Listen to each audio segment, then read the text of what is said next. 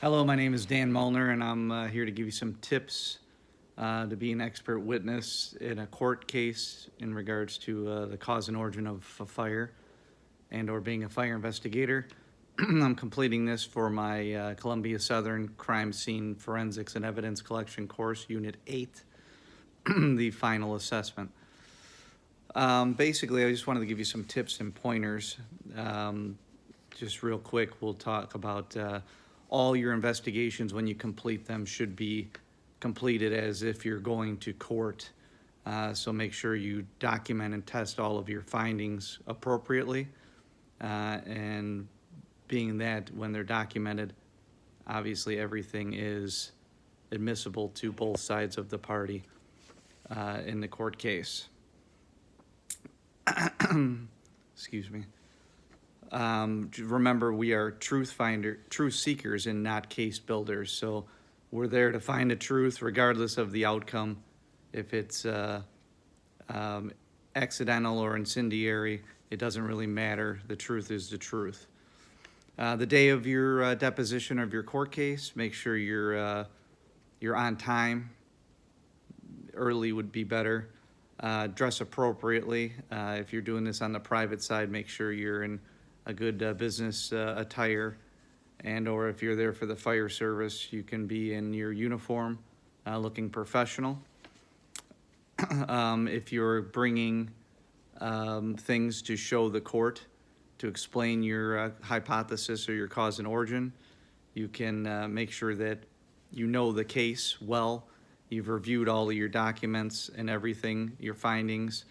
If you're bringing a slideshow presentation or whatever, make sure that the computer is working, you have everything prepared and ready to go, and batteries fully charged.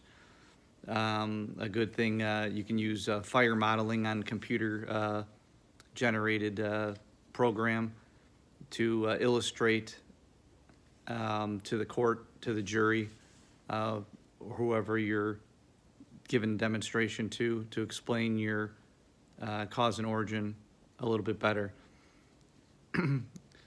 Remember, again, that everything that's written down and everything you say is usable by both sides of the party.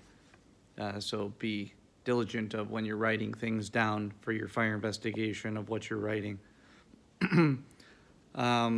Real quick, be prepared to explain your education, your training, and your experience.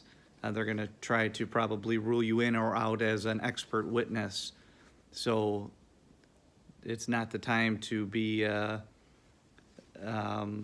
show your lack of training. It's your time to explain to you how many fires you've really investigated, all of your training hours, all of the certificates that you have.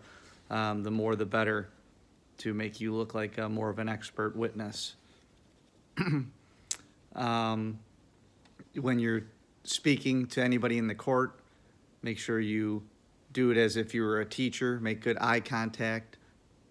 Just like in, say, an interview situation, don't be fidgety, don't be chewing gum, don't be moving around, sit with good posture. Speak clearly. Think about the question that they're asking you. Don't go into further details, just answer the question that they're asking you.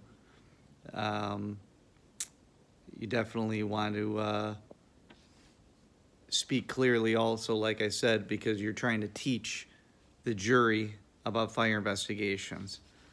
Remember that it seems to be nowadays in a courtroom case, the more you actually speak about the case and you're clear and precise, the better the case is.